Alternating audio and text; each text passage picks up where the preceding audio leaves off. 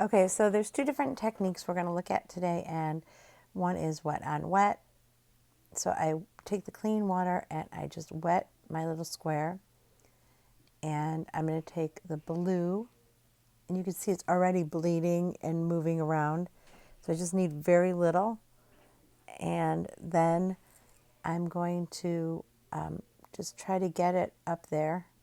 It's not an easy technique, and you can see it's bleeding down.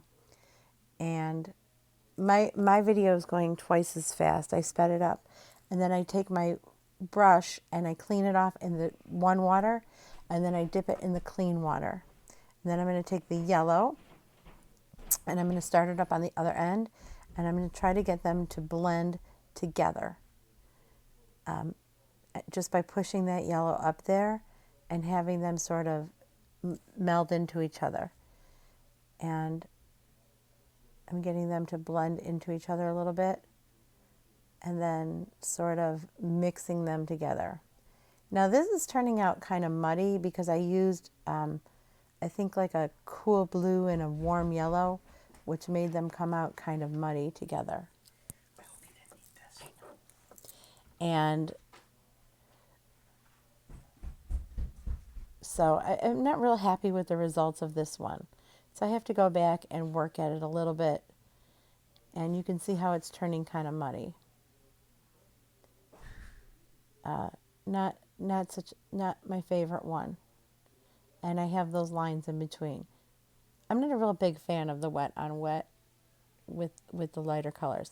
But my next one comes out better, where I use a little bit less water.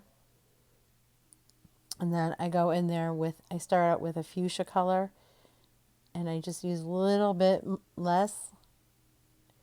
Try to keep it really rich at the top. And you can see it's already bleeding down, but I really keep my color at the top. And then I use the orange at the bottom, and I'm able to control it better. And I start pushing the orange up. And then I'm bringing that fuchsia color down as I'm bringing the orange color up, and they kind of meet in the middle. And I just have to work at it back and forth and back and forth. And this seems to work a little bit better to get that blend looking really much nicer.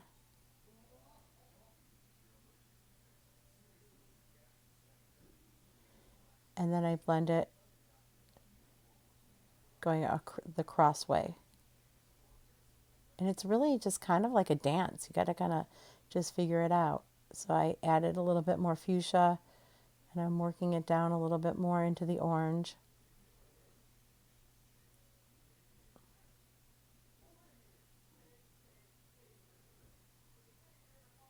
And a little bit more orange back into the fuchsia. And then I'm going to go the crossway to blend them.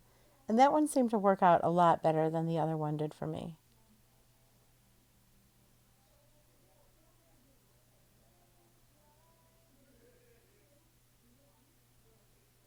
So I'm going to go back now that had time to dry. I go back and I try to fix that up a little bit. And it does turn out a little bit better now that it kind of had a little bit more time to dry. And then I do the dry.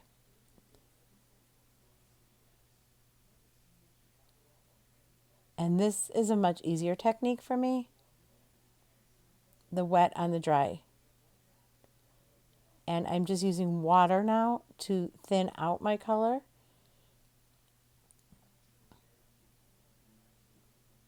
And get it lighter so that I'm able to mix the colors better. And the yellow is a lighter color, so of course I have to use it stronger.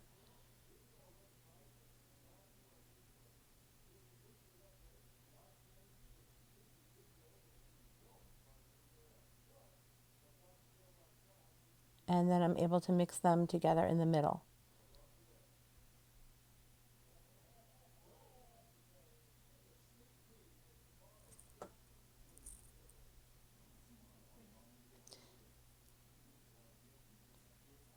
Then you're going to see I'm going to take that yellow color, I'm going to do what's called a glaze over the orange and the fuchsia. And it kind of makes them kind of glow and go all together in a nice way. And there's nothing I could really do for the blues though, the blue and yellow. Maybe a green would work nice, but I take that yellow and it kind of gives it that golden hue. It's nice. And then I just work on the other one. So you can decide which one you like better. And then I go on to try different shades. And you'll notice as I go on to try the different shades, I work with more of a turquoisey blue and a yellow. And that seems to work out better because they're both the same kind of hue. They're just a little bit better together. And then I try a purpley color.